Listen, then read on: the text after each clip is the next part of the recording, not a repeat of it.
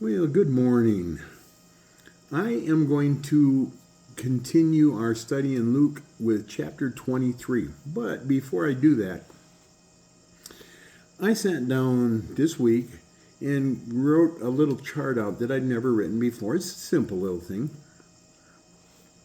I took the four Gospels and I made the chart in sequence: Matthew, Mark, Luke, and John. And I took the events of the last two chapters of Luke, which correspond with the end of the other Gospels. And let me just flip this around for a moment. I'm going to turn the phone sideways. I don't know how well you can see that, but it lists the arrest, the appearance before the high priest, the appearance before the Sanhedrin, Judas' suicide, the appearance before Pilate, Herod, and then Pilate again, but only in the Gospel of Luke, then the crucifixion and burial of Jesus. And I wrote down all of the scripture references, and it was mostly to help me study. But I found a few interesting things. And when I realized one of these, that's when I sat down to write that little chart. You know, Matthew and Mark do not give us an account of Jesus in the courtyard of the high priest. John, that was the first one that triggered all this. John is the only gospel that does not give us an account of Jesus in front of the Sanhedrin. Matthew is the only gospel that gives an account of Judas hanging himself. I did not know that. Never thought about it. John gives us the most detail regarding Jesus in front of Pilate, and I knew that. It's a wonderful, wonderful passage. If you want to read, it goes John 18:28 to 19:16, 17, something like that. And then Luke's is the only gospel that gives an account of Jesus before Herod. That was the second thing that I noticed in my study that made me want to write that little chart. I don't know what it means for you, but it was fun. Okay, so Luke 23. Oh, what a horrible and wonderful day. Jesus was crucified, and that was horrible. But without that crucifixion, we would have no salvation. So let's look at chapter 23. We'll see how far we get. There's so much I could talk about.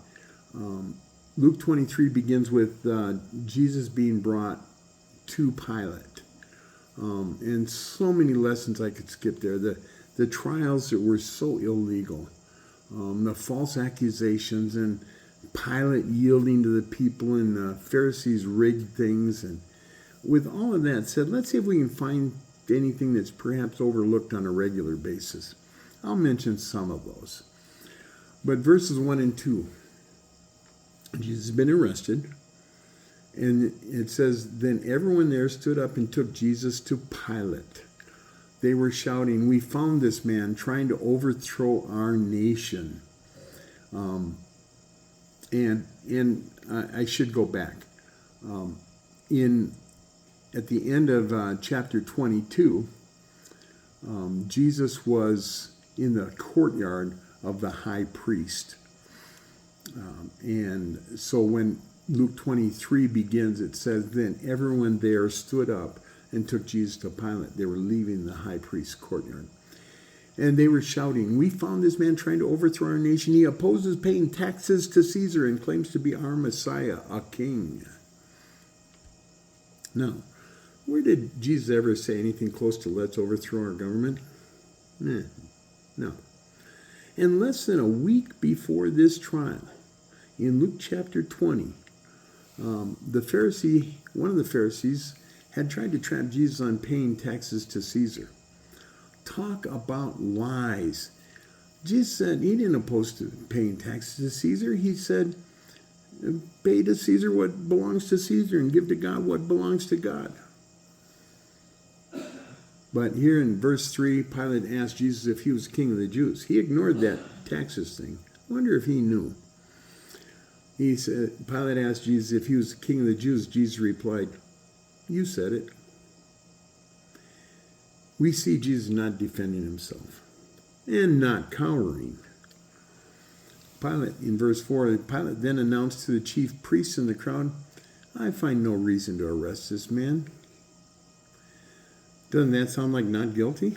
I mean, Pilate was the Roman governor, and he did not answer to any Jew. So why didn't his not guilty seem to matter? I mean, Rome wanted nothing from their governors except to hear that there was nothing Rome needed to do. In one word, Rome wanted peace. Not in my notes, but they called it the Pax Romana, the peace of Rome. Rome wanted peace throughout the whole world. And to that end, they conquered the whole world, not peacefully. But the Jews had a reputation for being independent, troublesome, uncooperative, borderline rebellious, or maybe over the border, and just all around difficult to deal with. About 40 years after this day, Rome wiped Jerusalem off the map, literally. So Pilate just wanted to keep the Jewish leaders happy, hoping that would keep the people happy. And so in verse 5 through 7, the chief priests were adamant that Jesus was disturbing the peace and getting people ready to revolt because of his teaching. They said that Jesus started in Galilee and worked his way to Jerusalem. When Pilate heard that, he asked if he was a Galilean. Hearing that Jesus was a Galilean, he sent Jesus to Herod because Galilee was Herod's jurisdiction. And Herod just happened to be in Jerusalem right then. Why was Herod in Jerusalem? It's the Passover. I mean, it's a big deal for the Jews. Herod may be a Roman governor, but hey, you got to go where the people are, right? Make an appearance. Well, anyway, Pilate hears that Jesus is from Galilee, so he sends him to Herod. Maybe he's trying to give himself an out. But on the other hand, he was paying Herod a compliment, making Herod feel good. They'd never been friends until this day. But if I can get off the hook by letting Herod address the problem, okay. So verses 8 through 10. When Jesus was brought to Herod, he was very pleased because he had wanted to see Jesus. He had heard Jesus could do miracles, and he hoped Jesus would do something miraculous for him. Herod asked Jesus question after question after question, but Jesus did not respond to any questions. Meanwhile, the chief priests and the teachers of the law were standing near Herod, shouting loud accusations against Jesus. Okay, there's no doubt Herod had heard all about Jesus. I mean, everyone had. And Jesus was from Galilee. He'd done a lot of miracles there, and Herod was the governor of Galilee. And he wanted to see Jesus, mostly because he wanted to see a miracle. How disappointed do you think he was that Jesus didn't do a miracle for him? What do you want me to do? Pull a rabbit out of the hat? Or scarf? You want me to make a rabbit disappear? But it goes beyond that, being goofy. Jesus didn't even answer a single question Herod asked him. So do you think Herod was influenced by the chief priests and the teachers of the law, the elders all standing there shouting charges against Jesus? Well, in 11 and 12 we read this. Eventually, Herod began to ridicule and mock Jesus. Herod's soldiers joined Herod in belittling Jesus. They dressed him in an elegant robe and sent him back to Pilate. Until that day, Herod and Pilate had been enemies, but that day they became friends. Luke wrote that. So when Jesus did not respond with a single word in answer to Herod's questions, he became angry. I mean, the Bible doesn't say it that way, but I think that's pretty clear. But isn't that just like leaders? They think they have the power, and therefore they assume that you will respond to whatever they say or ask or do. And if you don't, they will do whatever they can to prove their power over you. Yeah, that sounds human nature to me. And I see it in our society today. So now we see that Herod gave in to the pressure of the chief priests and the teachers of the law. He played up to them by putting an elegant robe on Jesus. Probably one of his own robes, you know. And no doubt his robes were expensive. That would demonstrate he was on the side of the chief priests and the teachers of the law. And by the way, the historians do tell us that they had not been friends. It doesn't say exactly when they became friends, but Luke tells us it was this day. But they had had some disagreements over the years. So let's go to verses 13 through 17 as Herod sends Jesus back to Pilate. And it starts with, in 13, Pilate then gathered the chief priests, rulers, and other people. He told them, "You brought this man to me as someone who's trying to stir up people to rebel. I examined him in front of you and found no evidence against him. Herod also examined him and sent him back here, as you can see. This man has done nothing to justify putting him to death. Therefore, I will release him after punishing him." According to tradition, Pilate was to free one prisoner during the Passover festival. So, what is Pilate supposed to do?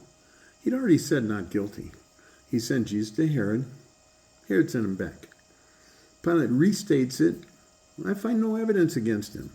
He implies that Herod couldn't find anything against him. A seemingly true statement. So Pilate says he's going to punish Jesus and then release him. And there was a tradition that one Jew in prison would be released on that day each year. But in verses 18 to 19, we read this. Hearing this, that he was going to release him. Hearing this, the crowd shouted, "Lock this man up and release Barabbas to us." Barabbas had been in prison for starting an uprising against the Roman government in Jerusalem. He was also known as a murderer.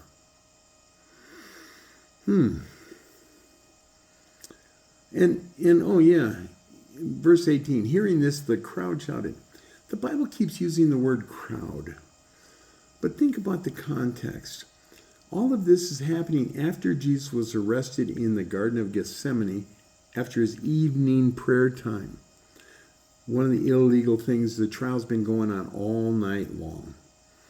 In other words, all of this in the chief priest's courtyard, and then in front of Pilate, and then in front of Herod, and then back to Pilate, was happening during the night. See Matthew 27, 1 and 2, and it'll tell you that. So let's do what I always do. Take a look at the Greek. The Greek word translated as crowd is actually translated correctly. I mean, more than one preacher has said something like, it was only a few people that were hired by the Sanhedrin to stir up trouble. Yeah, I get that. Maybe true. But there's no doubt Jesus was well known with both supporters and opponents. As Jesus' followers learned about what was happening, they'd probably show up, not shouting against him.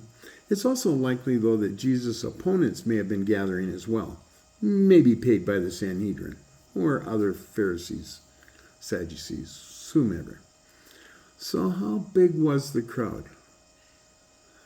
We have no idea. But it was large enough to force Pilate to do what he did not want to do. He yielded to peer pressure. Well, not peer pressure. He was governor of them all. But he yielded to the public opinion. Did the Jewish religious leaders actually pay the crowd to attack Jesus? We're not told that. I know we hear it in sermons. I've heard it. Maybe I've even said it, but I don't think so. Did the Jewish religious leaders encourage the crowd to say, "Crucify him"? Does the Bible say that? Yes, it does. Mark 15:11. It says the Jewish religious encouraged the crowd to say, "Crucify him." So here we are in verses 20 through 22. Pilate wanted to release Jesus, so he asked the people again. But they shouted even louder, "Crucify him! Crucify him!" Pilate spoke for a third try and asked, "Why? What crime has this man actually committed? I can find no reason to have him killed. So I will have him punished, then I will release him." People, Pilate has now tried for a third time to persuade the crowd to let him release Jesus. Pilate really didn't want to crucify Jesus, I'm telling you. Why do you think he didn't want to crucify Jesus? Well, have you ever thought about that? I mean, or do you just listen to some preacher say, Pilate didn't want him to crucify Jesus? Now, this is just my opinion. Not in the Bible, but I believe God was prompting Pilate to not release Jesus. Why? I believe God wanted to demonstrate, very strongly show, that the Jews rejected Jesus totally and completely. What do you think? Am I right? Am I maybe right? Or am I wrong? All right, verses 23 through 25. The crowd shouted very loudly and vehemently, demanded that Jesus be crucified, and Pilate finally capitulated and did as they demanded. He released the man in prison for insurrection and murder as they requested. He then agreed to have Jesus crucified. Oh, it's interesting that Pilate turned Jesus over to the crowd to do whatever they wanted. Did you notice that? The Bible does not say Pilate had Jesus crucified. It says he released the man in prison for insurrection and then agreed to have Jesus crucified. Under Roman law, all these trials were staged because under Roman law, only a Roman governor could authorize a death sentence. Yet Pilate refused to issue a death sentence. However, he let the Jews have Jesus and basically said they could do whatever they wanted, which, as he already knew, meant death. Not obeying the letter of the law, but I guess obeying the spirit of the law, Roman law. We're accustomed to thinking our laws are to be strictly obeyed. Well, mostly. Yeah, we don't always like that.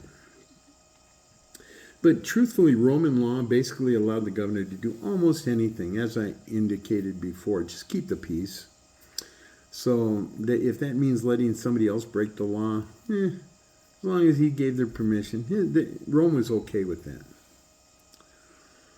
So here we go. Verse 26. As the soldiers led Jesus away, they forced Simon the Cyrene. He was on his way into Jerusalem to carry Jesus' cross behind Jesus.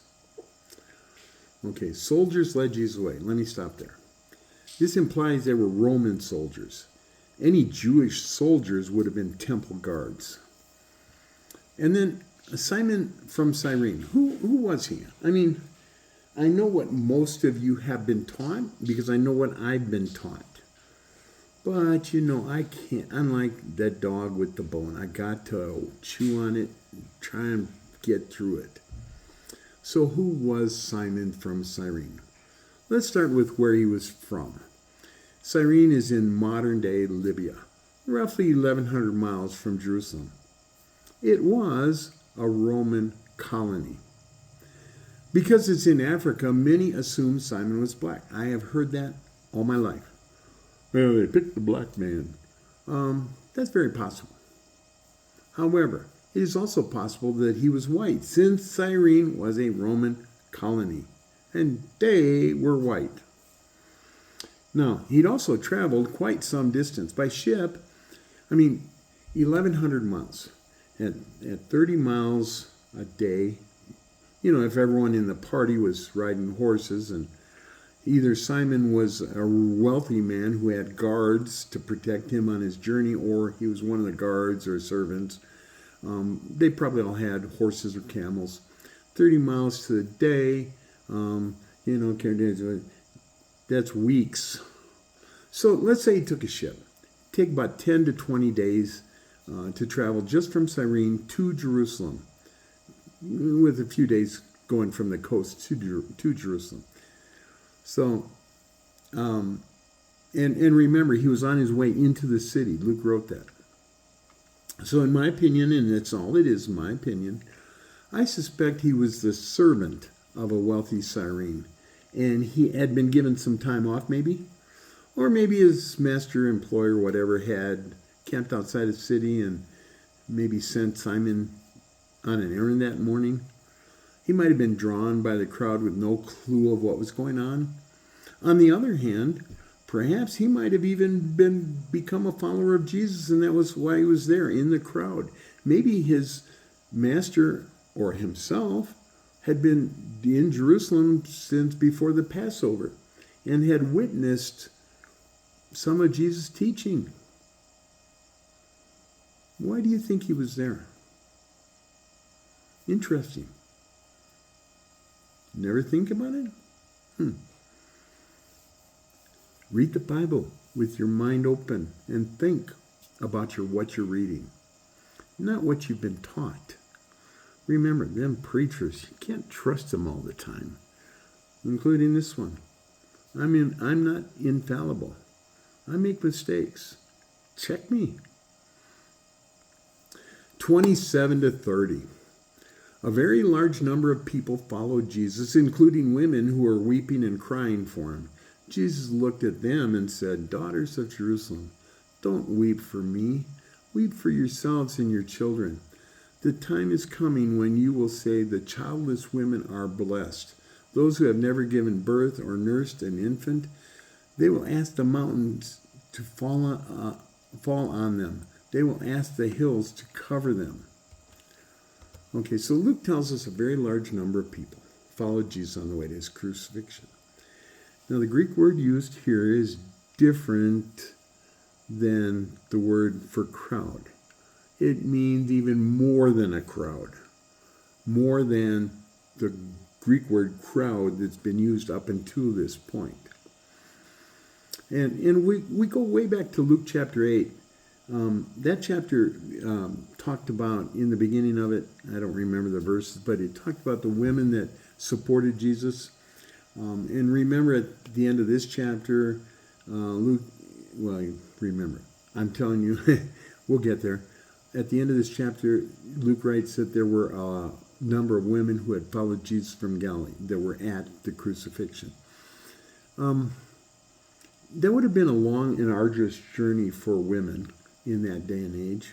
And Jesus did not travel real fast. He went from town to town on his way there. So it could have been many weeks' journey.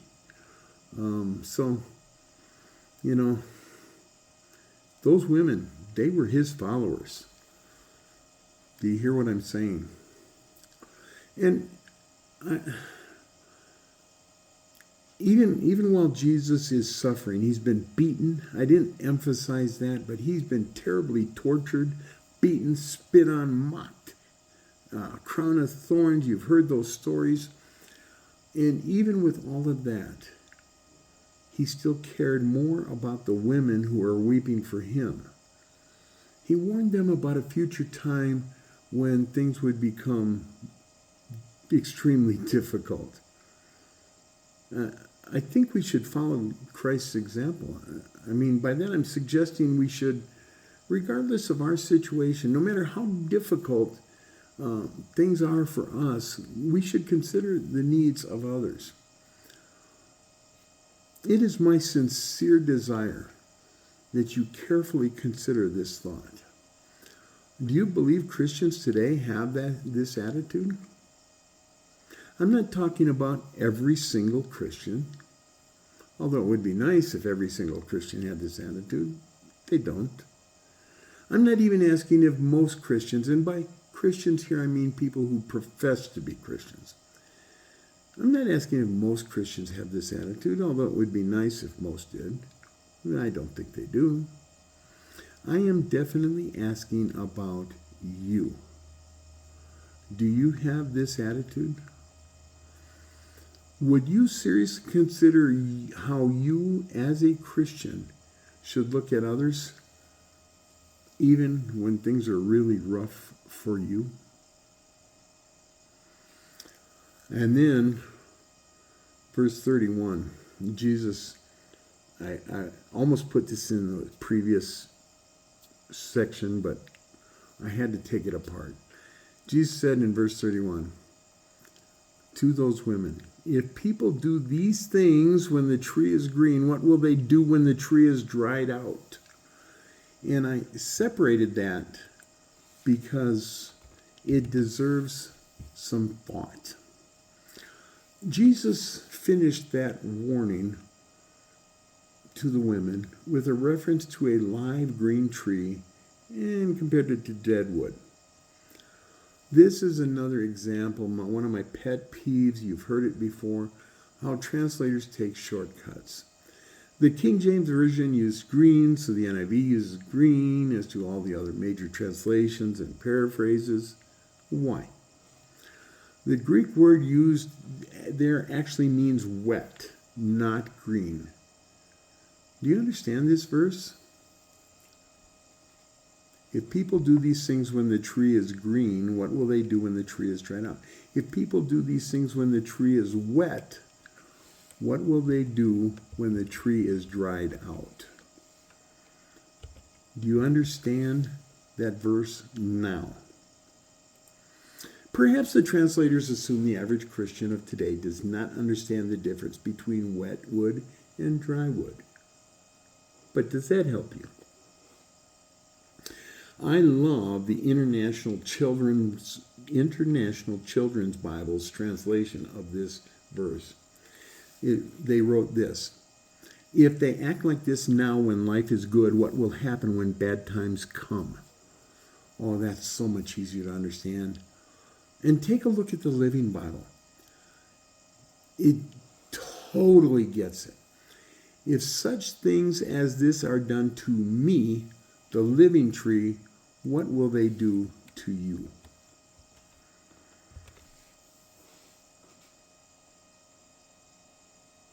Jesus cared about his followers. And we're going to stop right there. Next week, we'll begin with Jesus on the cross. God bless you. I love you. May you have a very blessed day. Amen.